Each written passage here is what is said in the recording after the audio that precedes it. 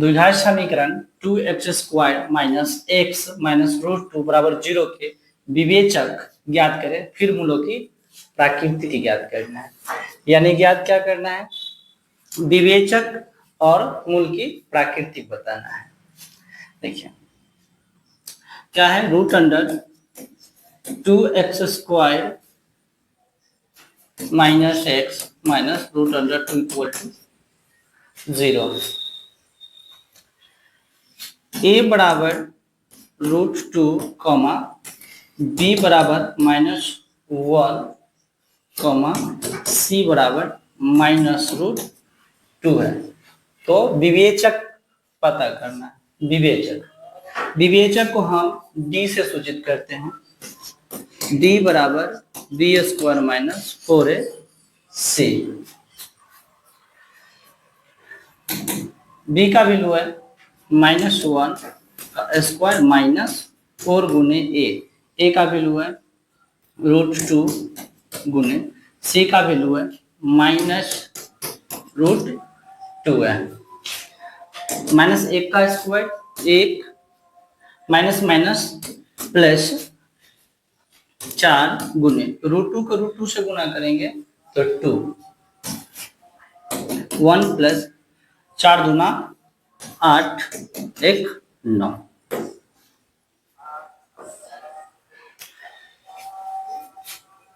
देखिए फिर से क्या हो गया, अपनी 9 हो गया, प्लस में है, यानी कि मूल की प्राकृतिक बताना। अब मूल के क्या बनाना है, मूल की क्या बताना है, प्राकृतिक बताना है। तो मूल का प्राकृतिक भी है, जब प्लस में आ जाए या 0 में आ जाए तो मूल वास्तविक होता है। क्या होता है, मूल वास्तविक होता है।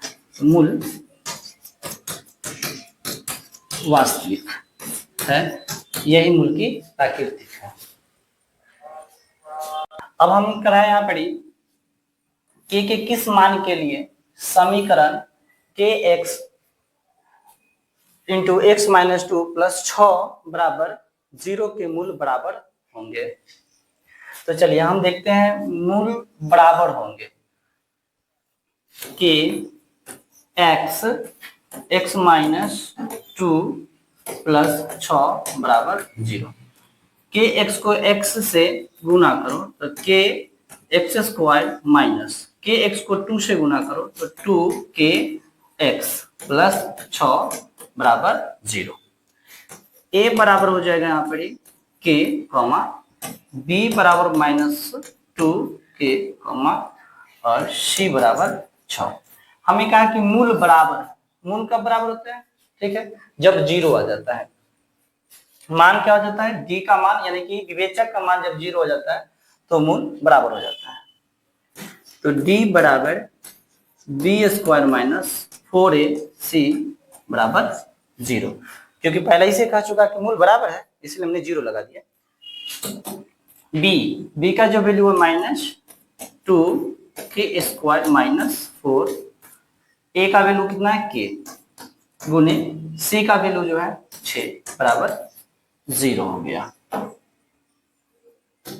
2 का स्क्वायर 4 k² माइनस 6 चक 24 k इक्वल टू 0 बराबर 4k² बराबर माइनस इधर हो जाएगा प्लस 24 के 4 से काट दो इसको, 4 चक 24 6 बार में, और k से k 1 कट जाएगा तो हो जाएगा k बराबर 6। एक बेलन का व्यास 28 सेंटीमीटर एवं ऊंचाई 40 सेंटीमीटर है। बेलन का कुल पृष्ठ क्षेत्रफल ज्ञात करना है। क्या दिया हुआ है कि एक बेलन का व्यास, बेलन का व्यास दे रखा है कितना, 28 सेंटीमीटर। तो इसको पहले त्रिज्या निकाल लेते हैं। त्रिज्या हो जाएगा d/2 यानी व्यास बटा 2, 28/2 काट देते हैं 14 बार, 14 सेंटीमीटर हो गया। व्यास 28 सेंटीमीटर है तो त्रिज्या उसकी आधी हो जाएगी, यानी कि 14 सेंटीमीटर। ऊंचाई दे रखा है, बेलन का ऊंचाई दे रखा है यहाँ पर, बेलन का ऊंचाई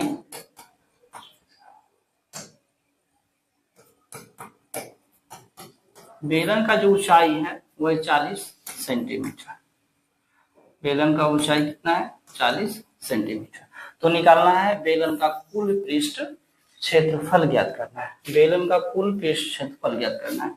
देखिए बेलन का कुल पृष्ठ क्षेत्रफल फॉर्मूला क्या होता है? 2 पाई r into h plus r।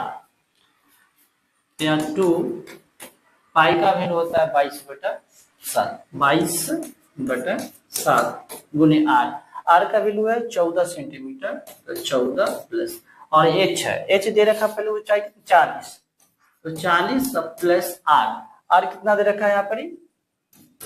14 दे रखा है। तो देखिए 7 से इसको काट दिए, 7 दूना 14, 2 बार में, ठीक है।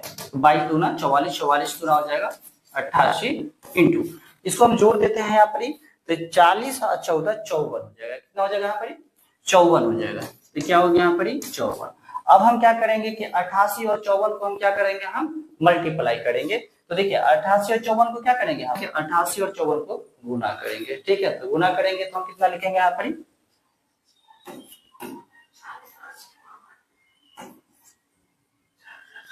एक मिनट, गुना करेंगे तो हो जाएगा 4712 सेंटीमीटर क्षेत्रफल यानी कि